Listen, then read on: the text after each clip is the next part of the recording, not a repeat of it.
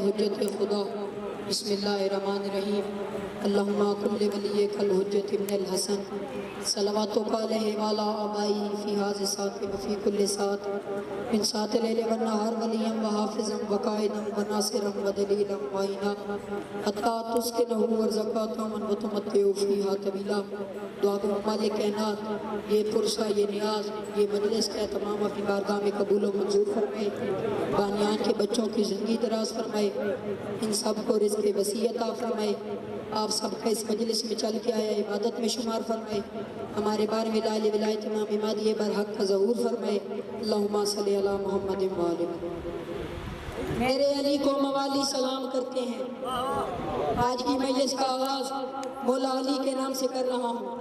میں کہہ رہا ہوں میرے علی کو موالی سلام کرتے ہیں، بن کے فرشتے سوالی سلام کرتے ہیں۔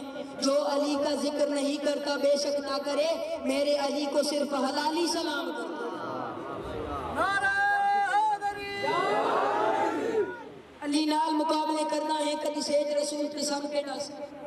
علی نال مقابلے کرنا ہے، جو علی کے مخالف ہے ان سے مخاطب ہو کے کہہ رہا ہوں علی نال مقابلے کرنا ہے کدی سید رسول تے سم کے نس۔ علی وانگ پہاڑ مصیبتاں دے تو اپنے سینے تے تھم کے نس۔ میں ہر یا رولا پائی رکھنا ہے کیتا علی جے کوئی کام کا نس۔ علی مولا تے جمع کعبے وچ تو کچی مسجد وچ جم کے نس۔ یہ زبان کاٹ دو جسم جان کاٹ دو، مدحت مرتضیٰ کی سزا دو مجھے۔ ہر سال یہ رکائی کرتا ہوں آپ کی طرح ایک اور ملنگ تھا جو اٹھتے بیٹھتے کھاتے پیتے سوتے جاگتے چلتے پھرتے ہر وقت علی علی علی کرتے۔ ایک دن بادشاہ وقت نے اسے پکڑوا لیا، کہا میسم ہر وقت علی علی کرنا چھوڑ دے، فضول کرتا ہے۔ تو میسم اتمار ان کمینوں کی بلکہ ایسا کہوں دشمن علی کی آنکھوں میں آنکھیں ڈال کے کہتے ہیں یہ زبان کاٹ دو جسم و جان کاٹ دو، مدحت مرتضیٰ کی سزا دو مجھے۔ یہ زبان کاٹ دو جسم و جان کاٹ دو، مدحت مرتضیٰ کی سزا دو مجھے۔ ذکر شاہ نجف سے رکوں گا نہیں، چاہے 100 بار سولی پہ چڑھا دو مجھے۔ کہتے ٹکڑے ٹکڑے کرو میرا سارا بدن، آگ روشن کرو اور جلا دو مجھے۔ جب میرے جسم کی راکھ بن جائیں نہ جاہلو تو پھر شوق سے ہوا میں اڑا دو مجھے۔ ایک دو دن کی نہیں بلکہ صبح محشر تلک جس طرف جس جگہ یہ ہوا جائے گی، یہ حلالی موالی کا وعدہ رہا جو علی علی علی کی صدا ہے۔ اعوذ باللہ من الشیطان الرجیم، بسم اللہ الرحمن الرحیم۔ الحمدللہ رب العالمین، الصلاۃ والسلام علی اشرف الانبیاء والمرسلین بالقاسم محمد صلی اللہ علیہ وسلم۔ اما بعد فقد قال امام علیہ السلام من مات علی حب آل محمد مات شہیدا صلوات۔ مومنین ہم میں سے ہر ایک انسان بشرطے کہ وہ انسان ہو کسی نہ کسی دور میں کسی نہ کسی دور پر کبھی نہ کبھی پریشانی میں کبھی نہ کبھی روانی میں کسی نہ کسی ساتھ میں کسی نہ کسی لمحہ میں کسی نہ کسی فرض میں کسی نہ کسی قرض میں مقروض ہے آل محمد کے احسان۔ اس لیے قرض سمجھ کے نہیں، فرض سمجھ کے اور احسان سمجھ کے نہیں، فرمان سمجھ کے بآواز بلند صلی اللہ۔ پہلے فضائل کے کچھ جملے پڑھنا چاہتا ہوں۔ جب علی کی بیٹی دربار میں پہنچی، دربار سجا ہوا تھا، بیرونی ملک کے سفیر بھی آئے ہوئے تھے، ان میں نجومی بھی تھے، مجوسی بھی تھے، یہودی بھی تھے، عیسائی بھی تھے۔ انہوں نے کہا اے یزید یہ بتا یہ قیدی کون ہے؟ کہا یہ علی کی بیٹی ہے۔ جو ہے کہا یہ علی کی بیٹی ہے۔ کہا تو نے کیا کیا ہے؟ کہا میں نے حسین کو قتل کروایا۔ کیوں قتل کروایا؟ کہا میں نے قتل اس لیے کروایا وہ میرے اختیار کو نہیں مانتے تھے، وہ میری بیعت نہیں کرتے تھے۔ اگر میری بیعت کر لیتے، میرے اختیار کو مان لیتے تو میں انہیں زندہ چھوڑ دیتا۔ انہوں نے میری بیعت نہیں کی، میرے اختیار کو نہیں مانا، اسی لیے میں نے انہیں قتل کروا دیا۔ جب علی کی بیٹی نے یہ بات سنی، بی بی زینب 2 قدم آگے بڑھی اور کہا اے یزید، تو چاہتا تھا کہ ہم تیری بیعت کریں، اگر تو چاہتا ہے کہ ہم تیری بیعت کریں، تیرے اختیار کو مانیں، تو آج اپنے اختیار کا استعمال کر۔ میں تجھ سے بات کرنا چاہتی ہوں، روشن دانوں سے جو ہوا آ رہی ہے، اس کا شور آ رہا ہے، ایسا کر اپنے اختیار کا استعمال کر کے شور کو روک دے، میں نے تجھ سے بات کرنی ہے۔ کہا علی کی بیٹی یہ کیا کہہ رہی ہو، یہ میرے بس میں نہیں، میں بھلا ہوا کو کیسے روک سکتا ہوں؟ کہا اپنے اختیار کا استعمال کرو۔ کہا میں اختیار کا کیسے استعمال کروں؟ کہا مجھے نہیں پتا، اپنے اختیار کا استعمال کرو۔ کہا اچھا ٹھیک ہے، ایسا کرو، باہر تمہارے گھوڑے کھڑے ہیں، ان پہ جو سپاہی بیٹھے ہیں، گھوڑا اپنی سونگ کو اٹھاتا ہے، پھر زمین پہ رکھتا ہے، اس کی آواز آ رہی ہے، ایسا کرو اپنے اختیار کا استعمال کرو اور اس شور کو خاموش کرو، میں نے تم سے بات کرنی ہے۔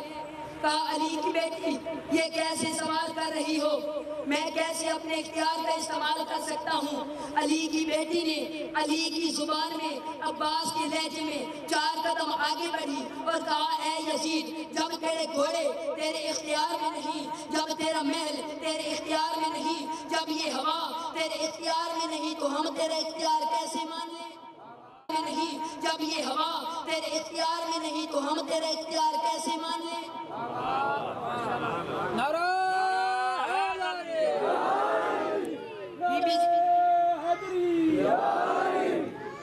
بی بی زینب کی آواز آتی ہے یزید تیرا اختیار میں نے دیکھ لیا، اب تجھے میں اپنا اختیار دکھاتی ہوں۔ بی بی زینب سلام اللہ علیہا نے علی کی زبان میں، عباس کے لہجے میں کہا خاموش۔ جو ہوا چل رہی تھی وہ وہیں پہ رک گئی، پورا محل پتھر کا ہو گیا، جن کی سانس نکلی ان کی سانس واپس نہیں آئی، جن گھوڑوں نے سونگ اٹھائے ان کے نیچے نہیں گئے، جن اونٹوں نے گردنیں گھمائیں ان کی گردنیں واپس نہیں آئیں، جس کی آنکھ کھلی اس کی آنکھ بند نہیں ہوئی۔ پھر جناب زینب سلام اللہ علیہا نے اشارہ کیا، یزید کی ناپاک روح اس کے جسم میں واپس لوٹی۔ جب اس نے دیکھا کہ سارا محل جو ہے پتھر کا بن چکا ہے، سارے لوگ پتھر کے بن چکے ہیں، سب کو ان کی گردن کانوں میں سنائی دینے لگی ہے، تو یزید کے منہ پہ موت کی زدی چھا گئی۔ اس نے کہا اے علی کی بیٹی مجھے معاف کر دے، مجھے معاف کر دے، مجھے موت نہ دینا، مجھے معاف کر دے۔ بی بی زینب کی آواز آتی ہے یزید اب بتا قیدی ہم ہیں یا قیدی تم ہو؟ بی بی زینب کی آواز آتی ہے زینب ہے نام میرا، علی کی ہوں زینت۔ فضائل کے آخر جملے ہیں، توجہ کیجئے گا۔ بی بی زینب کی آواز آتی ہے زینب ہے نام میرا، زینب ہے نام میرا، علی کی ہوں میں زینت، رب نے مخلوق پہ بخشی ہے مجھے یہ فضیلت۔ توجہ ہے، رب نے مجھے مخلوق پہ بخشی ہے یہ فضیلت، رب نے مجھے مخلوق پہ بخشی ہے یہ فضیلت۔ اگر دکھانا چاہوں اپنا روپ و جلالت، توجہ ہے، اگر دکھانا چاہوں اپنا روپ و جلالت، تو میں پل میں الٹ دوں تیرا تخت حکومت، رسن میں دیکھ کے مجھے خوش ہوتا ہے اتنا کیوں، مت بھول میں عباس دلاور کی بہن۔ اس سے جو بڑی تھی تو اس کی بات بھی بڑی تھی۔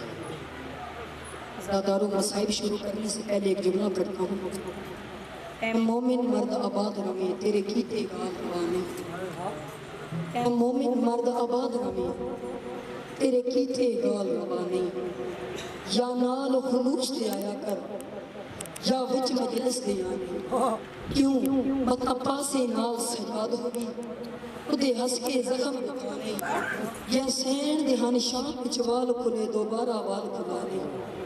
ازادارو جب اصحاب مارے گئے، مہمان مارے گئے، قاسم شہید ہو گیا، اکبر کے لاشے کو اٹھا کر تھک گیا، عباس کے بازوؤں کو سمیٹ کر تھک گیا، علی اصغر کے گلے کو اٹھا کر تھک گیا، تب تیرا میرا آقا حسین کربلا کے میدان میں تنہا رہ گیا۔ عزادارو تیرا آقا حسین چلتا ہوا خیمہ میں آیا، کہا بہن عالیہ مجھے اجازت دو میں میدان جاتا ہوں۔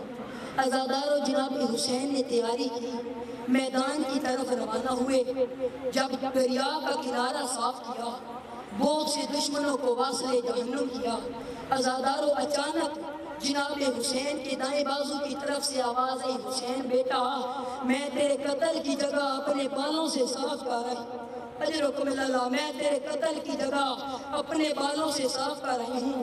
تیرے آقا حسین کی آواز آتی ہے، کون ہے؟ کہا حسین بیٹا پہچان تو صحیح، میں تیری زخمی پہلو والی ماں زہرا ہوں۔ عزادارو تیرے آقا حسین زین سے زمین پہ آئے، ادھر سے حسین کی 4 سال کی بیٹی خیمہ سے دوڑی بابا کے پاس آنے لگی، راستے میں گھوڑے سوار سے پوچھا یا شیخ حل رہتا بھی، اے گھوڑے سوار میرا بابا کہاں ہے؟ کہا تو کس کی بیٹی ہے؟ کہا میں حسین ابن علی کی بیٹی ہوں۔ جب حسین ابن علی کا نام آیا اس کمینے نے ہاتھ بلند کیا، بی بی سکینہ زمین پہ گری، پھر اٹھی، پھر کمینے نے تماچا مارا، بی بی سکینہ پھر زمین پہ گری، جب تیسری بار گری اٹھ کے کہتی ہے او کمینہ مار تو لیا، اب یہ بتا میرا بابا کہاں ہے؟ عزادارو کمینہ کہتا ہے میں تیر چھوڑتا ہوں، جس طرف یہ تیر جائے اس طرف تیرا بابا ہے۔ عزادارو بی بی سکینہ بڑی مشکل سے بابا کے پاس پہنچی، بابا کے پاس پہنچی اور بابا کے سینے پہ آ کے لیٹنے لگی۔ جناب حسین کی آواز آتی ہے سکینہ بیٹا میں سینے سے تیر نکالتا ہوں تو پھر سو لینا۔ عزادارو بی بی سکینہ یہ بات کر رہی تھی، ایک کمینہ آیا، یہ وہ کمینہ ہے جس نے بی بی سکینہ کو یتیم کیا۔ عزادارو کمینہ کہتا ہے حسین بیٹی کو بلا لیا ہے؟ کہا او کمینہ بیٹیوں کو مشکل وقت میں بلایا نہیں جاتا، بیٹیاں خود آ جاتی ہیں۔ عزادارو کمینہ کہتا ہے حسین بیٹی کو خود بھیجتا ہے یا میں بھیجوں؟ عزادارو تیرے آقا حسین کی آواز آتی ہے اما فضا معصومہ کو لے جا۔ عزادارو کی فضا معصومہ کو لے کے چلی، کمینے نے پہلی ضرب ماری، دوسری ضرب ماری، بی بی سکینہ دیکھتی رہی، جب 7ویں ضرب ماری بی بی سکینہ دوڑ کے آئی، کمینے کے خنجر میں ہاتھ ڈالا اور کہا ہتھ کٹ میڈے پیو دیاں زلفاں چوں، ہتھ کٹ میڈے پیو دیاں زلفاں چوں، باشندہ قوم چفادا کن خالی دیکھ کے پیو میڈے دی نہ دے تکلیف۔